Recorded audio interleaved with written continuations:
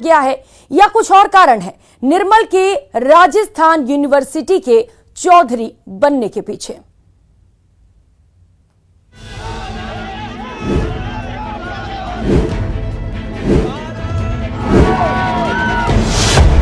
Rajasthan university में निर्मल चौधरी। छात्र शक्ति से बड़ी कोई ताकत नहीं होती है। राजस्थान विश्वविद्यालय के अंदर निर्मल चौधरी इन छात्र संगठनों के खिलाफ तो जीत ही सकता है। राजस्थान यूनिवर्सिटी में निर्दलियों ने दिखाया दम। जब तक ये छात्र संगठन धरातल पे कार्य करने की नहीं सोचेंगे तब तक इसी प्रकार से निर्दलीय अध्यक्ष बनते रहेंगे। एनएसयूआई और एबीवीपी को दिखाया आईना। यदि संगठन कार्य नहीं करेंगे तो ये राजस्थान के अंदर पार्टियों को भी जनता नकार देगी। राजस्थान में 2 साल के बाद आयोजित हुआ छात्र संघ का चुनाव खासा हंगामेदार और सियासी रहा।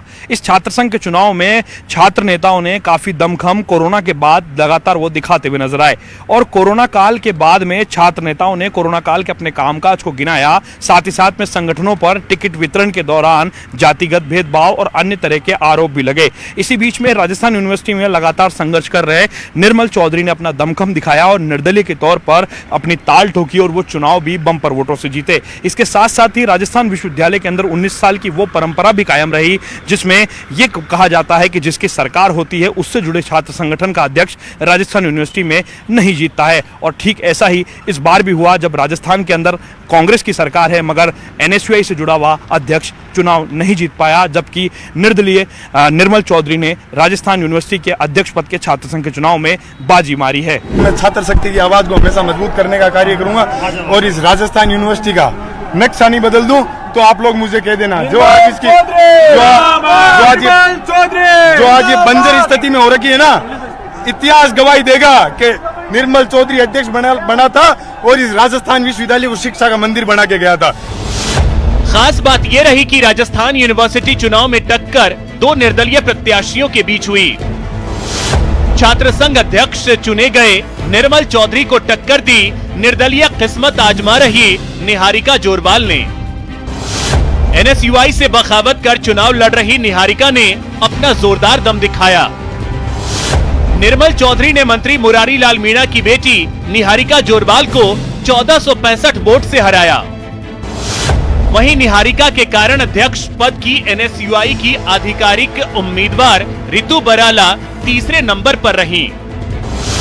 निर्मल चौधरी को कुल 4843 और निहारिका को 2578 वोट मिले।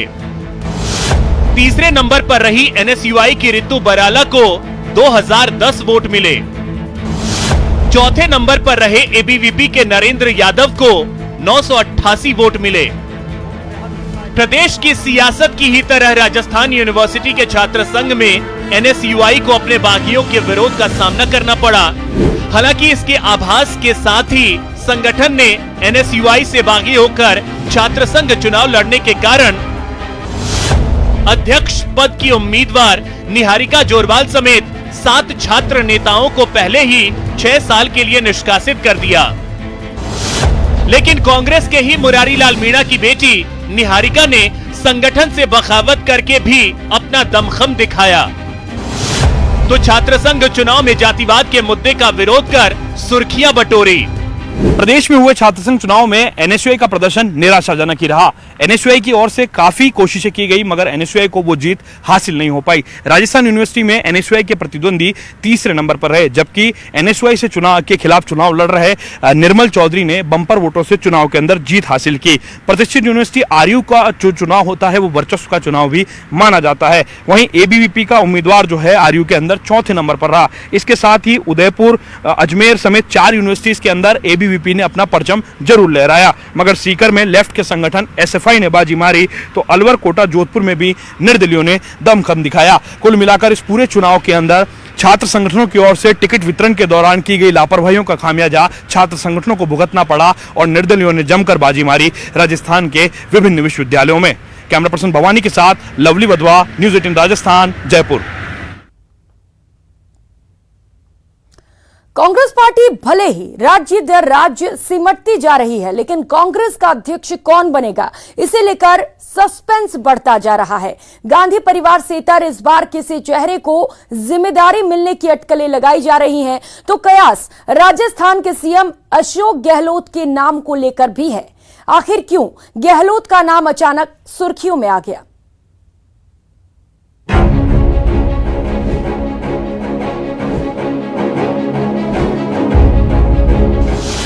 कांग्रेस अध्यक्ष पर फिर बढ़ा सस्पेंस।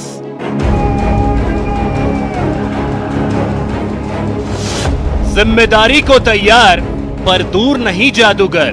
मैं आपके बीच में हूँ। मैं था सो दूर नहीं हूँ, मैं बार बार कहता हूँ। चयन या चुनाव, कितना अहम है राजस्थान? मैं इस प्रदेश से जीवन के अंतिम सांस तक दूर नहीं रहने वाला हूँ। लगातार देश भर में सिमटती जा रही कांग्रेस की नजर अब राजस्थान पर आकर टिकी है। कई बार केंद्रीय नेतृत्व के लिए संकट मोचक बने सीएम अशोक गहलोत क्या एक बार फिर से आला कमान की नजर में अध्यक्ष के पद के लिए पहली पसंद है। सूत्रों के मुताबिक साल 2019 से अध्यक्ष की जिम्मेदारी संभाल रही सोनिया गांधी अब खुद को इस पद की जिम्मेदारी से मुक्त करना चाहती हैं। माना जा रहा है कि इस बार कांग्रेस का जो अध्यक्ष होगा वो गांधी परिवार के बाहर से होगा और राजस्थान के किसी नेता को ये बड़ी जिम्मेदारी सौंपी जा सकती है। अभी मैं सिर्फ दो काम कर रहा हूँ। मैं अनुशासी सिपाही रहा हूँ मेरे पार्टी का। मुझे कहा गया गुजरात देखने का, मैं देख रहा हूँ। मुझे मुख्यमंत्री पद से मैं काम कर रहा हूँ, मैं निभा रहा हूँ उसको। हमेशा मैं अनुशासी सिपाही रहा हूँ पार्टी का। जो पार्टी मुझे कहेगी मैं उसको मंजूर करता हूँ हमेशा। अभी मुझे दो काम दे रहे, मैं वो कर रहा हूँ। ठीक है, वर्किंग कमेटी हो रही है 28 तारीख को, देखते हैं उसमें क्या प्रोसेस चलता है, आगे देखते हैं फिर। तो मैं आपके बीच में हूँ। मैं था सो दूर नहीं हूँ, मैं बार बार कहता हूँ। मैं इस प्रदेश से जीवन के अंतिम सांस तक दूर नहीं रहने वाला हूँ। भी नहीं करना चाहते, चाहे कोई जिम्मेवारी हो, कुछ भी करो, पर मेरे जहन के अंदर जिस प्रदेश में पैदा हुआ, जहाँ के हालात मैंने बचपन से देखे, अकाल छूके पढ़ते रहे हैं यहाँ। राहुल को कांग्रेस अध्यक्ष बनाने की पुरजोर पैरवी करने वाले सीएम गहलोत का बदलता संकेत क्या कांग्रेस आलाकमान का दबाव है या राष्ट्रीय राजनीति में राजस्थान के बढ़ते कद का संकेत? दरअसल विदेश जाने से पहले सोनिया गांधी ने राहुल और प्रियंका गांधी की मौजूदगी में सीएम गहलोत से अहम बातचीत की, जिसके बाद सीएम के संकेत भी बदले हैं। अध्यक्ष पद के लिए तारीख को मंजूरी देना कांग्रेस कार्य समिति पर निर्भर है। 28 अगस्त को सीडब्ल्यूसी की बैठक में तारीख का ऐलान हो सकता है। पार्टी अध्यक्ष के चुनाव की पूरी प्रक्रिया 21 अगस्त से 20 सितंबर के बीच संपन्न होनी है। राजस्थान के मुख्यमंत्री अशोक गहलोत गुजरात में होने वाले विधानसभा चुनाव के पर्यवेक्षक हैं। गहलोत आलाकमान की पसंदीदा नेता माने जाते हैं क्योंकि गहलोत गांधी परिवार के भरोसेमंद नेता हैं।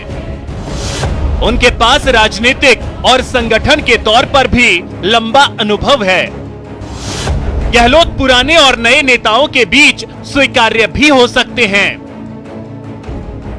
गहलोत कांटों भरा ताज पहनने के लिए इच्छुक नहीं दिख रहे हैं। पार्टी सूत्रों की माने तो गहलोत इस बात को बखूबी जानते हैं कि गैर गांधी के लिए कांग्रेस का नेतृत्व करना कितना मुश्किल है। गांधी परिवार के बाहर के नेता का अध्यक्ष बनना बेहद मुश्किल। वे राजस्थान के मुख्यमंत्री पद को किसी भी सूरत में छोड़ने को तैयार नहीं हैं। 2023 के विधानसभा चुनाव में पार्टी का नेतृत्व करना चाहते हैं गहलोत। मल्लिकार्जुन खड़गे, मीरा कुमार और मुकुल वासनिक जैसे चेहरों पर भी चर्चा संभव। फिलहाल कांग्रेस की तरफ से इस पर कोई भी कुछ कहने को तैयार नहीं है, लेकिन राजस्थान में नेता प्रतिपक्ष गुलाब चंद कटारिया गहलोत के कांग्रेस अध्यक्ष बनने की अटकलों पर अपने खास अंदाज में प्रतिक्रिया देते हैं। मैं सोचता हूं कि कोशिश वो बार बार यही कर रहे हैं कि राहुल गांधी को बनाया जाए, राहुल गांधी को बनाया जाए, ताकि उनका पिंड छूट जाए किसी तरह से। लेकिन मुझे लगता है कि उनका पिंड छूटने वाला नहीं है। ये गले में घंटी उनके आने वाली, कांग्रेस का समापन कौन करे, तो मैं सोचता हूँ उनके खाते में लिखा हुआ ईश्वर ने तैयार किया हो और उसका ही प्रयोग हो रहा हो तो कह नहीं सकता। आपको बता दें कि पिछले 24 साल से कांग्रेस अध्यक्ष पद पर गांधी परिवार का कब्जा है। 1996 से 1998 तक सीताराम केसरी कांग्रेस अध्यक्ष रहे। 1998 से 2017 तक सोनिया गांधी अध्यक्ष रही। 2017 से 2019 तक राहुल गांधी अध्यक्ष रहे। 2019 में हार के बाद राहुल गांधी ने इस्तीफा दे दिया।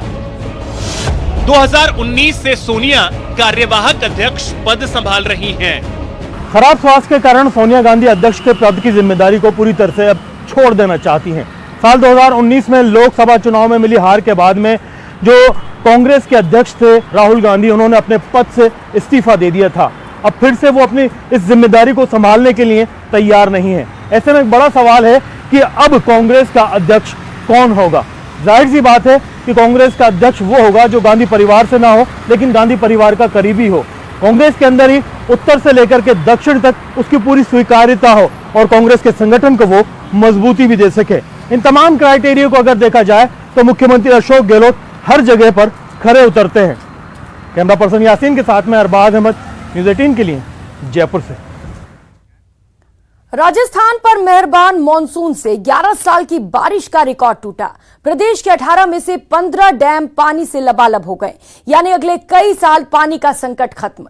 लेकिन 3 दिन की लगातार बारिश ने प्रशासन की तैयारियों की पोल खोल दी। शहर हो या कस्बा, सड़कों पर चलने लगी नाव, तो घर से बेघर होने की मजबूरी आ गई।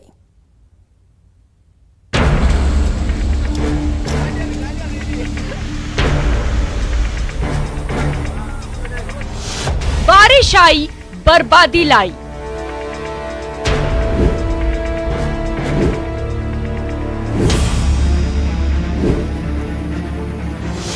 रेगिस्तान में सैलाब का सितम।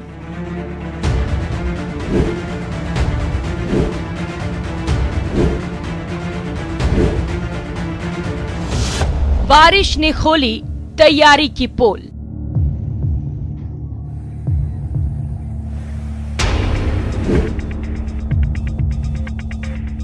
जानकारी नहीं दी हमें कि भाई यहाँ से निकल जाओ कुछ भी, तो हमारा सामान तो निकालते या फिर खुद हम तो बचते। बाद में आए शाम के टाइम तो कैसे निकलते, हम बड़ी मुश्किल से निकल पाए और हमारे बहुत ज्यादा नुकसान हो गया। रेतीले जोरों के लिए मशहूर राजस्थान में जब मानसून ने मेहरबानी दिखाने का मूड बनाया तो प्रशासनिक विफलता आम जनता के जी का जंजाल बन गई। राजस्थान में जब बदरा जमकर बरसे तो मुश्किलों की बाढ़ आ गई। कोटा, बारां, झालावाड़, धौलपुर और उदयपुर में दशकों बाद बारिश की बर्बादी सामने आई। कई जगह लोगों को घर छोड़कर जाना पड़ा। हजारों लोग बाढ़ जैसे हालात में घिर गए तो सैकड़ों लोगों के लिए ये बारिश सुकून की जगह संकट का कारण बन गई। परेशानी तो खाने की ये परेशानी और घर की ये परेशानी, और क्या करूं बेटा, पोए बने ये पानी में है, और क्या करूं अब, ये परेशानी मोनी मोड़ा डूबी गए माँ मेरे। ये तस्वीर है बर्बादी की। करीब 50 साल बाद प्रदेश में एक साथ कई दिनों तक बारिश हुई तो सालों से प्रशासन की कोताही की पोल खुलने लगी। शहर शहर पानी वाली बर्बादी दिखी। लोगों का जीना मुश्किल हो गया। शहर की सड़कों से लेकर गांव में लहलहाती फसलें पानी की चपेट में आकर कराहने लगी। ये 5 तस्वीर ऐसी ही कहानी बयां कर रही है। प्रदेश में सामान्य से करीब 54% ज्यादा बारिश हुई है। 1 जून से 24 अगस्त तक राजस्थान में 530.7 mm बारिश हुई, जबकि इस दौरान प्रदेश में बारिश का औसत 345.6 mm है। पूर्वी राजस्थान में अब तक 673.2 mm बारिश दर्ज हुई है। पूर्वी राजस्थान के 17 में से 15 जिलों में से इस साल झमाझम बारिश दर्ज हुई है। कई सालों बाद औसत से ज्यादा बारिश का असर भी दिखा। प्रदेश के लगभग सभी बांध लबालब हैं। बात धौलपुर की, जहां कोटा बैराज सहित अन्य बांधों से पानी छोड़े जाने से चंबल नदी ने जिले में कहर बरपा दिया है। इससे 100 से अधिक गांव प्रभावित हो चुके हैं। अभी यहाँ सेना की 3 टुकड़ियां पिछले 2 दिन से यहाँ काम कर रही है राजाखेड़ा तहसील में। हमारी 2 टीम अंडोपुरानी ये जो पंचायत एरिया यहाँ पर है इन 2-4-5 गाँव के लिए, और हमारी एक टीम है महतपुरा में। तो पिछले 2 दिन से कर रहे हैं।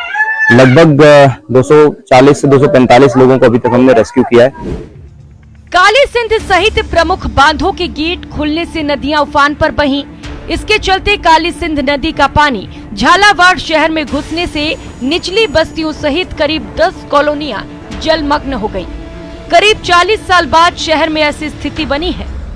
पुलिस प्रशासन और जिला प्रशासन दोनों अलर्ट मोड पर है। एनडीआरएफ और एसडीआरएफ टीम के सहयोग से हर जगह रेस्क्यू किया जा रहा है। उदयपुर में आयड़ नदी का पानी शहर के लिए मुसीबत बन गया।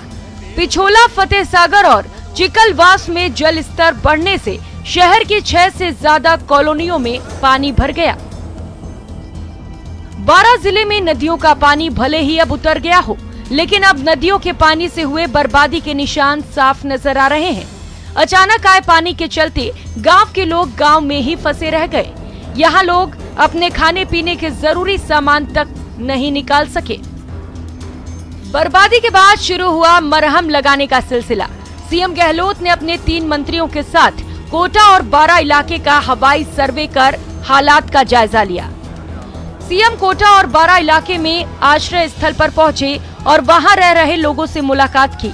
सीएम ने पीड़ित लोगों को प्रशासन की तरफ से हर संभव मदद का भरोसा दिया।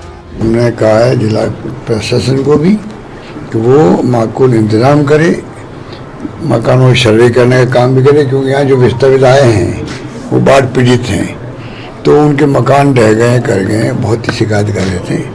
वो सर्वे होगा, उनको पूरी इमदाद करेंगे। खाने पीने की व्यवस्था भी सब की गई है, सब संतुष्ट थे। जहां सरकार पीड़ितों की मदद के दावे कर रही थी, वहीं विपक्ष सरकार पर मुआवजे को लेकर बरसता नजर आया। वसुंधरा राजे ने जल्द से जल्द लोगों को मुआवजा देने की बात कही, तो नेता प्रतिपक्ष गुलाब चंद कटारिया ने सरकार की मुआवजा नीति पर सवाल उठाए। जहां मैं गई हूँ, कई इलाके के अंदर बिल्कुल ही फसल नष्ट हो गया है और कईयों के घर भी नष्ट हो गए हैं। वो भी ऊपर से दिखाई दे रहा था। बहुत जल्दी, जितने जल्दी हो सके वो मुआवजा देने का काम करें, ताकि वो जो लोग जो बेघर हो गए हैं, जिनकी फसल बिल्कुल नष्ट हो गई है, उनको कुछ तो राहत मिलेगी। हजारों करोड़ रुपया इस आपदा राहत में पड़ा है। इस संकट के समय में सरकार अगर एक्टिव रहती, मुख्यमंत्री जी दिल्ली घूम रहे हैं और हमारे मंत्री जी कहीं गुजरात में घूम रहे हैं, तो सब कौन कहाँ है। सचिवालय, ये सिविल लाइन में मैं रहता हूँ, तो मुझे लगता है कि इसमें तो कागले उड़ते जैसे लगते हैं। राजस्थान में बारिश वाली बर्बादी सामान्य घटना तो नहीं है, लेकिन पिछले कई सालों के बाद राजस्थान में तेज बारिश ने प्रदेश का हाल बेहाल कर दिया। सैकड़ों लोगों के सिर से छत छिन गई, तो हजारों लोगों के सामने खाने का संकट पैदा हो गया। बर्बादी के बाद नेताओं को आम लोगों की याद आई। हवाई सर्वेक्षण हुए तो सरकार से मुआवजे की मांग भी हुई। सवाल है कि बर्बादी के बाद मरहम की बात तो सही है, लेकिन ऐसी व्यवस्था क्यों नहीं बन पाती जहां बारिश का पानी सौगात बनकर बरसे, ना कि मुसीबत बनकर। Bureau report, news 18 Rajasthan, Jaipur. Jaipur में फिल्मी अंदाज में हुई 1.5 करोड़ की लूट के मामले में पुलिस की बड़ी टीम के लिए वो 5 बदमाश रहस्य बने हुए हैं। बुधवार शाम को हुई उस लूटपाट की घटना के बाद पीड़ित परिवार खौफजदा है, तो कारोबारी गुस्से में।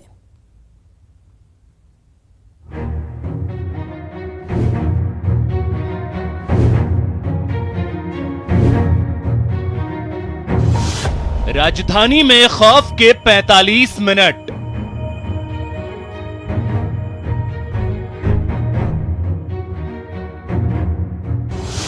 सूट बूट में आया लुटेरा। बहुत मेहनत से कमाई हुई पूंजी एक एक पाई करके जोड़ी थी, सब ले गए। आप प्लीज हमारी हेल्प करिए। बच्चे को गन पॉइंट पर लेकर लूट। 5 बदमाश थे जैसा कि परिवार का कहना है, और 4 लोगों के पास हथियार थे।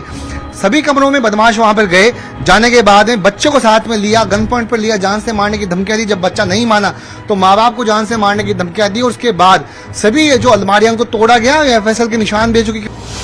टीवी देख रही महिलाओं पर तानी बंदूक। कमरे में बैठ के टीवी देख रही थी, तो आते गन लगा दिखाई मुझे कि हम इनकम टैक्स ऑफिसर है। वो फिर कमरों में ले जाके बंदी बना लिए एक साथ और फिर सारी वारदात करके फिर चले गए। जयपुर में आटा कारोबारी के घर करीब 1.25 करोड़ की इस लूट के खास पहलू ने सभी को सतर्क किया और वो है कानून के नाम पर कानून को ठेंगा दिखाने का खेल। शाम के 7:30 बजे थे, घर की महिलाएं टीवी देख रही थी, तभी घर के बाहर सूट बूट में आए लोगों ने दस्तक दी। महिलाओं को बताया कि वो इनकम टैक्स के अधिकारी हैं। अंदर आए, सभी पर बंदूकें तान दी क्योंकि वो लुटेरे थे। इनकम टैक्स है, हम आपकी चेकिंग करेंगे और पूरी रात चलेगी चेकिंग। तो सब इधर जो और गन उनके हाथ में, तो गन के सारे सबको टेप लगा के और हाथ बांध के और एक कमरे में बिठा दिया। ये घटना किसी सुदूर इलाके की नहीं बल्कि राजधानी जयपुर के गलता गेट इलाके की है, जहां एक आटा व्यवसायी के घर इनकम टैक्स अधिकारी बनकर आए 5 बदमाशों ने पहले कानून का डर दिखाया और फिर गन पॉइंट पर लेकर जीवन भर की कमाई लूट ली। 2 परिवार रह रहे इसमें, सब बर्बाद कर गए, कुछ भी नहीं छोड़ा। पीछे खाने के भी लाले पड़ गए हमारे तो। और इन्हीं जगहों पर इन्हीं सभी लॉकर्स में रखे हुए करीब 60-70 लाख रुपए जो है बदमाशों ने लूटे हैं। यहाँ पे रखे हुए करीब 1.5 किलो सोने के जेवरात, जो कि कल सत्यनारायण तांबी हमको बता भी रहे थे, वो जेवरात यहाँ पर लूटे हैं। आटा व्यापारी के घर इनकम टैक्स अफसर बनकर घुसे बदमाश। बदमाशों ने घर में घुसते ही महिलाओं को बंधक बनाया। घर के सभी सदस्यों का मोबाइल अपने पास रख लिया। बदमाशों ने सरियों से लॉकर और अलमारी के ताले तोड़े और 45 मिनट में करीब 1.5 करोड़ लूट कर निकल भागे। घर में लगे सीसीटीवी की डीवीआर भी उखाड़ कर भागे बदमाश। परिवार वाले इस मामले में किसी जानकार की भूमिका का अंदेशा जता रहे हैं, क्योंकि परिजनों के मुताबिक अपराधियों को पता था कि कैश कहां रखा है। जानकार का हाथ जरूर हो सकता है, क्योंकि बिना रेकी के ये काम हो नहीं सकता और उनको किसी भी तरह का कोई डर नहीं था जो आए थे। मतलब उन्होंने 2 कैंडिडेटों का वेट और किया जो बाहर थे, वो भी अंदर आए और फिर उनको भी उन्होंने है ना जो अपने काबू में किया, गन पॉइंट पे लिया। तो पूरी तरह से रेकी करके आए हैं। सरेआम इस लूट से कारोबारियों के बीच आक्रोश है और पुलिस से जल्द अपराधियों को पकड़ने की मांग की गई है। हमारी डिमांड ये है कि इस तरह की जो घटनाएं हैं उस पर थोड़ी सी कड़ी कार्रवाई करते हुए पुलिस तुरंत उस पे उनको जो मुजरिम है उनको गिरफ्तार करे और उन पर कड़ी से कड़ी सजा दी जाए। सरकार भी और व्यापारी भी कि कोई भी आईडी लेके जाए तो वो पहले आईडी को कंफर्म करे कि ये व्यक्ति इस जगह से आया है और ये आदमी सही है, इसके पास इस चीज का राइट है। पुलिस भी किसी जानकार के इस वारदात में शामिल होने को लेकर जांच आगे बढ़ा रही है। रेकी की संभावना है और उस पे हम लोग सीसीटीवी फुटेज और जो भी परंपरागत पुलिसिंग है वो कर रहे हैं और जल्दी पकड़े जाएंगे। जैसा फरियादी बता रहे हैं कि जब वो आए थे तब उन्होंने अपने आप को इनकम टैक्स के अधिकारी बताया। उन्होंने आई कार्ड भी मांगा लेकिन आई कार्ड नहीं दिया और बल्कि उनको धमका के कहा कि इसकी आवश्यकता नहीं है। निश्चित रूप से तरीका वारदात थोड़ा सा अलग है, लेकिन इस तरीके की वारदात होती है और हम हर तरीके से कोशिश कर रहे हैं। जयपुर में अपराध और लूट की घटनाएं लगातार बढ़ रही हैं। राजधानी की खराब कानून व्यवस्था से जहां लोगों के दिलों में खौफ पैदा हो रहा है, वहीं विपक्ष को सरकार पर हमले का मौका भी मिल रहा है। हालांकि जिस तरह से बेखौफ अंदाज में इस वारदात को अंजाम दिया गया, ये अपराधियों के बढ़ते हौसले को दिखा रहा है। करीब 45 मिनट तक अपराधियों ने वारदात को अंजाम दिया। चुन चुन कर कैश और सोने के गहने खंगाले, उन्हें जमा किया और जाते जाते सीसीटीवी की डीवीआर भी अपने साथ ले गए, जिससे उनकी पहचान ना हो सके। Bureau report, news 18 Rajasthan.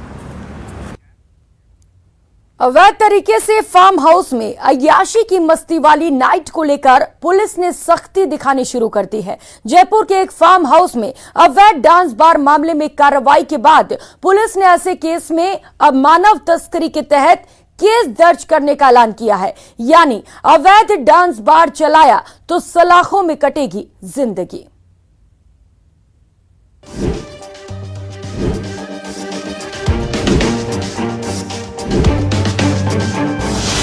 अय्याशी वाली नाइट पर पाबंदी।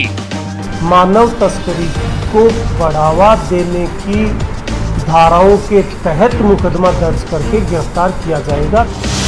जयपुर के फार्म हाउस में होती थी अय्याशी।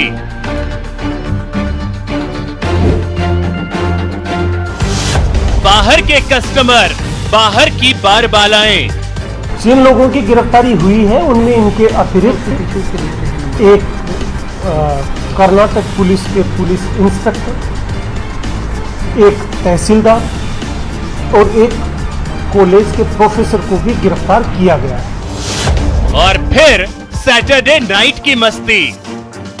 इनसे पूछताछ के दौरान ये स्पष्ट हुआ कि ये लोग पहले से प्रायर मीटिंग कर बाहर के लोगों को ऑफर इस तरह का दिया जाता कि एक आइसोलेटेड जगह पे आपको वहाँ महिलाएं परोसी जाएंगी, शराब परोसी जाएगी, वहाँ आपको खेलने के लिए, जुआ खेलने के लिए कैसीनो की व्यवस्था की जाएगी। इस तरह की व्यवस्थाओं के साथ इन्होंने एक इवेंट के रूप में इस अपराध को अंजाम देने के लिए लोगों को एकत्रित किया। ठीक एक सप्ताह पहले जयपुर से चंद किलोमीटर की दूरी पर एक फार्म हाउस में ऐसी ही रात जमा थी। वो काली रात जहां फार्म हाउस के अंदर चल रहा था शराब, शबाब और जुए का कॉकटेल। रात जमा थी, गोरी मैम संग जुए का दाव लग रहा था, फ्लोर पर संगीत के संग मौजूद थी बारबालाएं। लेकिन तभी पुलिस की एंट्री हुई और काली रात की सारी सच्चाई दुनिया के सामने आ गई। इस खास पेशकश में फिलहाल इतना ही। मुझे दीजिए इजाजत। नमस्कार।